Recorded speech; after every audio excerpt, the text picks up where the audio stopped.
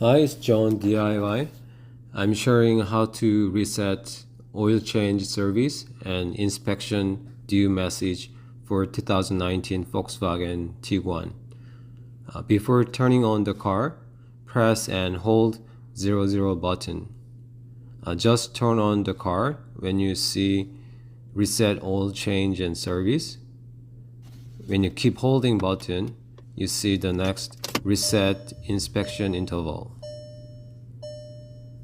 Now release the button and press once. Then you can see the service interval was reset. Reset is done. No more message on the dashboard.